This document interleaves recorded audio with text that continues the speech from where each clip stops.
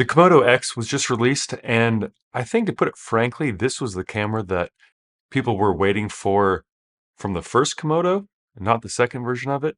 Let's take a look. So we've got the same 6.1K super 35 millimeter sensor, 27 by 14 millimeters, and 17 by 9, which in the 4K terms, that's 4096 by 2160 type aspect ratio. Now, here's the biggest, or one of the biggest at least.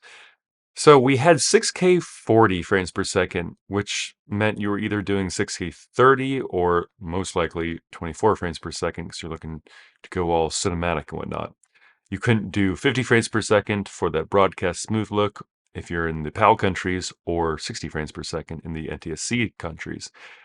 Finally, we have 6K 80, so we can do our 60 frames per second and 50 frames per second, or really slow 24 frames per second slowdown. For 4K, we get 120 frames per second, which is fantastic for super slow 24 frames per second slowdown. Or if you were splicing in your video, if you're a gamer and you do all your games in 120 hertz, that's going to be a big bonus for you. Though I don't know how many people actually use their Komodo as a webcam type device, and YouTube still doesn't do 120 hertz, so whatever. Then 2K, what would you actually use that for? I mean, considering Instagram Reels and TikTok and that sort of thing, still does, or at least Instagram does 1080 by 1920 for Reels. This could come in really handy for super, super slow motion footage that's going to look good. I mean, you're not going to use it for if you're doing Netflix series, of course, because everything must be shot in approved 4K resolution. So that's not really going to work, but certainly good for social media and whatnot. All right. I would say this is my favorite point, locking RF mount. If this is not a big deal to you, I kind of can't understand why, because to me, using manual focus with a lens that does not lock on, like PL or positive lock, to the camera, it wiggles around, it judders a little bit, and it drives me nuts because you can actually hear it going click, click, click.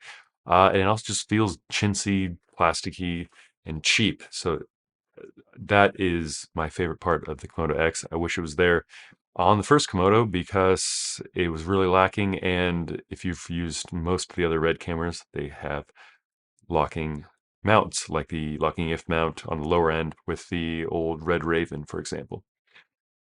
We've gone to CF Express Type B, which most cameras use now, like the Z6 that I have, or the Z9, and the R5, I believe, because it's so much faster than CFast 2, and CFast 2 I feel died really quickly.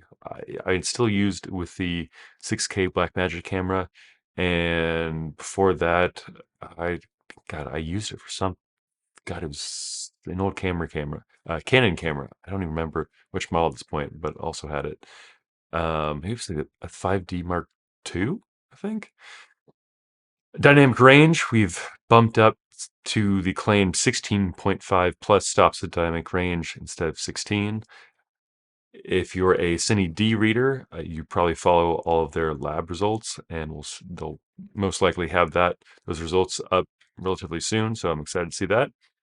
And also the autofocus. I did use the Komodo, and the autofocus was, I mean, not even in the same school as Nikon, Canon, and Sony, and even Lumix now with their phase detect autofocus for animals, faces, cars, planes.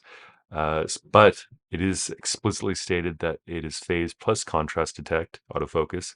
I would imagine it was phase plus contrast in the previous Komodo, but it didn't say so, so who knows? And I'm getting this from the Red website and B&H.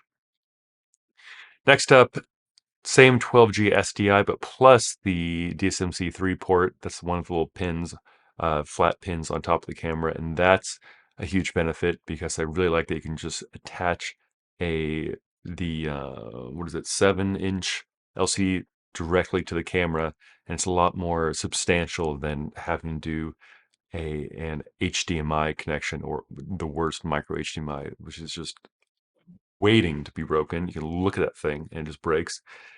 The Canon batteries, the old Komodo had the dual Canon connection. I forgot what they call it. I think it's BP something.